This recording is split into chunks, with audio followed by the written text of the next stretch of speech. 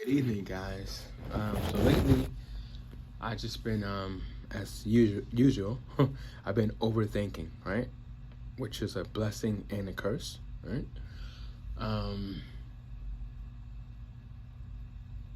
so as you guys know, I've been inactive.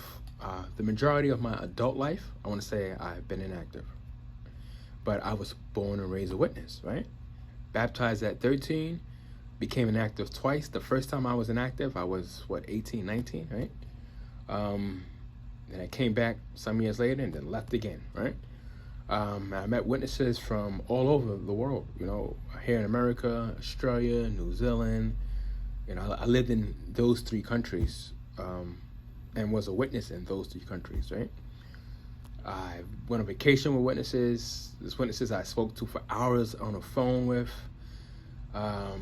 Network, and just like I said, I met witnesses in different countries, back in the day. And something dawned on me, right? Something dawned on me.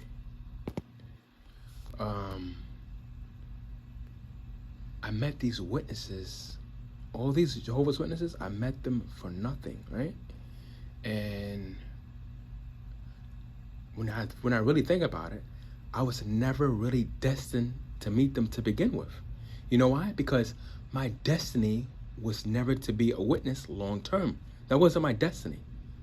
Now, the majority of us, we didn't ask to be witnesses. The majority of us, those who came in later on, the majority of us were born witnesses, and we didn't have that choice. Our parents, thought it was the truth. They may still think it's the truth, but our parents raised us in this religion.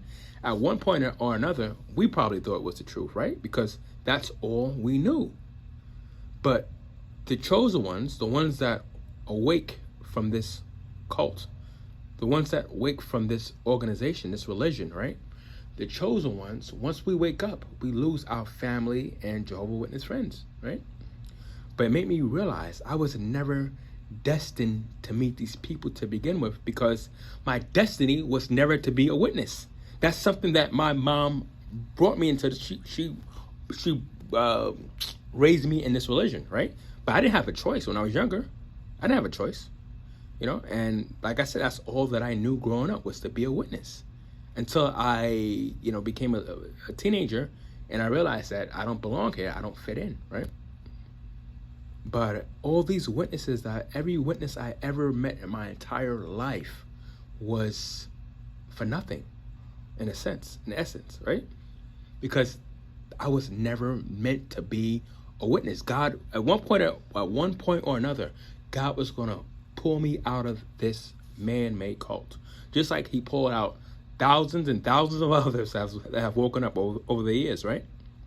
So we may miss our family and friends, and this is excuse the French, but this is a big mind fuck. It's a mind fuck when you think about it. But all these people that turn their backs on you, whether they're your family or friends, well, talking about especially friends, the Jehovah's Witness friends, right?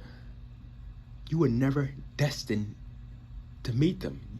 They were never destined to be in your life to begin with, because you weren't destined to be a witness.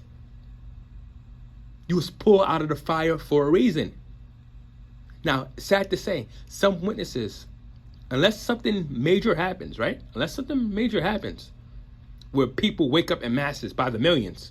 If we see Stephen Lett at a strip club, or what's the name? Samuel Hurd smoking some crack, right? Unless that happens, unless there's evidence that these men, like I'm talking about legit evidence, like people have to have like a picture or a video, something, right? Unless there's something that wakes these witnesses up by the millions, it pains me to say this, but our family and former Jehovah's Witness friends, they're gonna die. They're gonna spend the rest of their life waiting for something that's never gonna happen. They're gonna die believing in this nonsense unless something wakes them up, right?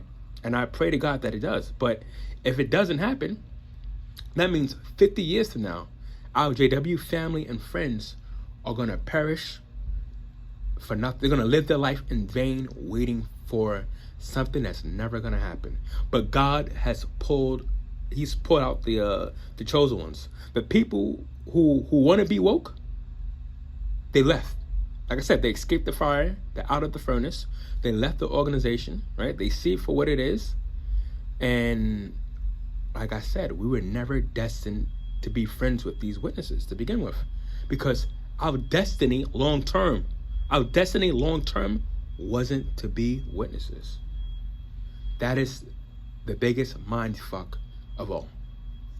Now, maybe I'm overthinking things, but I'm over here scratching my head like, how can I know all these people, all these witnesses from various countries, right? And then I wake up in my mid-30s and have nothing to show for it. All those relationships I had with these friends, like I said, a lot of witnesses I went on vacation with. I had friends that I could speak to on the phone for hours and hours, right? I have all these memories with them, and all for nothing because we went separate ways. I woke up from this organization. A lot of them, they're gonna die believing in this nonsense. And it pains me to even say that out loud, because I wish everyone could wake up. You know, I wish everyone could see this organization for what it is. But yeah, wow, yeah. It really, when you think about that, it's like these people weren't destined to be in your life. And when I think about it like that, I feel more at ease. It doesn't hurt as much, right? The shunning doesn't hurt as much when you think of it like that. Like those people that's never gonna wake up. You're woke. If you listen to this video right now, you're woke, or you're on the verge of becoming awake, right? So it doesn't hurt as much when you think about it like that. When you say to yourself, these people are conditional. You know what real love is. You know the truth about the truth, right? And they were never meant to be in your life long term anyway. So I hope that you can have some peace of mind. Just, you know, when you dwell on that, when you sit on that, when you look at it from that perspective, right? The shunning from that perspective, that should give you some peace of mind, because you're woke. You're woke.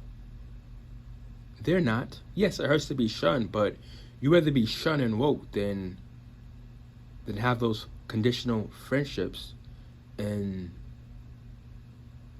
know that it's just, like I said, it's just conditional. It's fake. It's all fake, right?